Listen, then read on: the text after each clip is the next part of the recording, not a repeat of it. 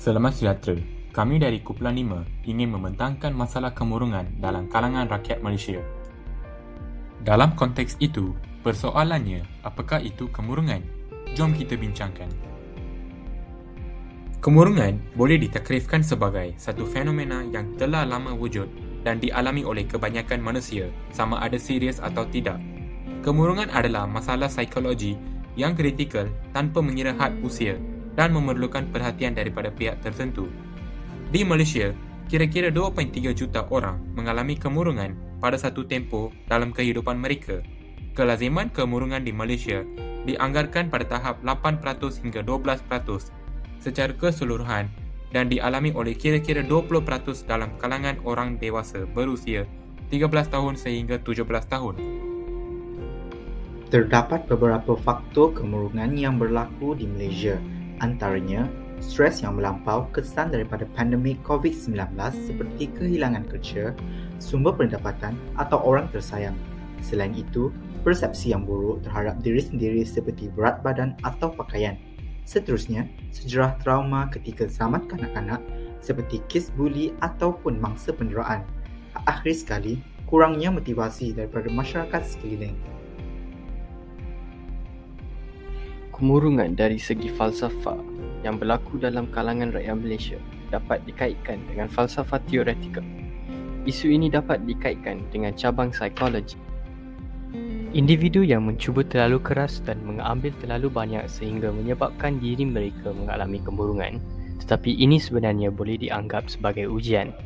Kemurungan mungkin telah berkembang untuk mengeluarkan kita daripada situasi yang menyusahkan dan membolehkan kita mengembangkan pemahaman yang lebih jelas tentang diri kita, kehidupan kita dan kehidupan secara umum. Memetik kata Marcel Proust, seorang novelis Perancis, "Happiness is good for the body, but it is grief which develops the strength of mind." Dari segi falsafah pendidikan negara pula, Majlis Penasihat Promosi Kesihatan Mental Kebangsaan ditubuhkan pada 2011 dipengerusikan oleh Menteri Kesihatan. Ahli majlis termasuk pakar kesihatan mental, wakil daripada agensi kerajaan dan bukan kerajaan serta penyokong kesihatan mental. Majlis ini menasihati Menteri Kesihatan mengenai isu kesihatan mental, membincangkan dan menandangi kebimbangan kesihatan mental negara.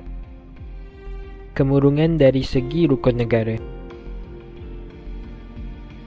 Pertama sekali, kepercayaan kepada Tuhan. Peningkatan kes bunuh diri akibat kemurungan seharusnya tidak wajar di negara kita.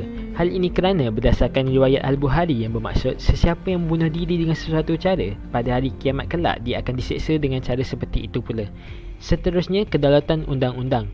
Undang-undang hendaklah berkuat kuasa bagi penguatkuasaan masa depan dan tidak bersifat retrospektif bagi mengurangkan beban rakyat, justru mengurangkan kadar kemurungan di Malaysia. Akhir sekali, kesopanan dan kesusilaan. Masyarakat yang sopan dapat membendung kemurungan daripada berbutik kerana kemurungan diwujudkan apabila ada tindakan individu atau kumpulan yang melampaui batas, kurang ajar atau tidak sopan, terutama sekali melibatkan isu sensitif.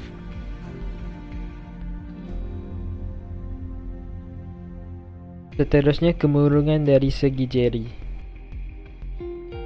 J iaitu jasmani, ia berkaitan dengan kecergasan fizikal diri manusia. Sebagai contoh, seseorang yang mengalami kemurungan mempunyai pemakanan yang tidak seimbang.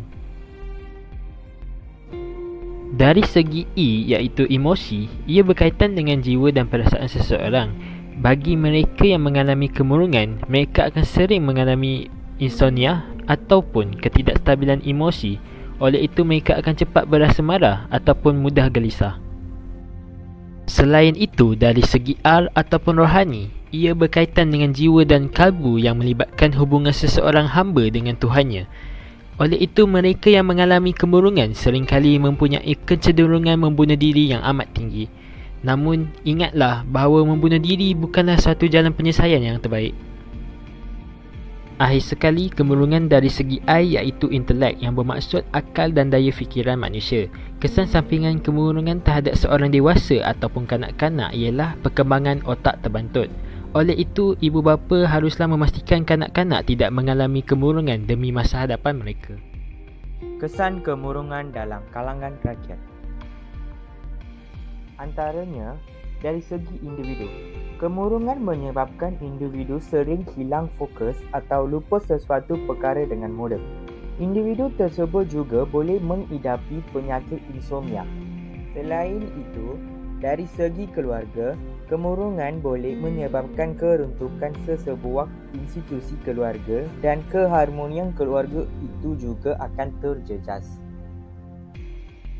Seterusnya, dari segi masyarakat, seorang yang mempunyai kemurungan boleh menggugurkan keselamatan masyarakat dan akan terlibat dalam jenayah-jenayah yang serius seperti penyalahgunaan dada.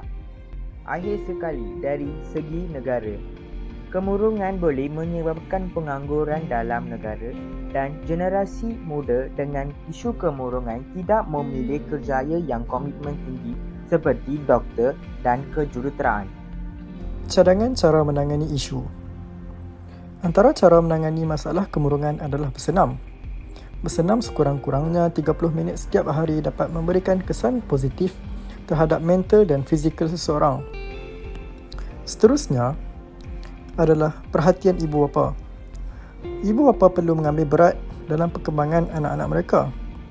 Hal ini demikian kerana ibu bapa merupakan tempat untuk meluahkan perasaan bagi anak-anak. Oleh itu, ibu bapa perlulah sentiasa prihatin terhadap kelakuan anak-anak dan memantau mereka supaya dapat mengelakkan berlakunya masalah kemurungan dalam kalangan anak-anak. Selain itu adalah peranan pihak sekolah. Pihak sekolah perlu memberi didikan dari segi agama dan moral melalui subjek pendidikan Islam dan pendidikan moral.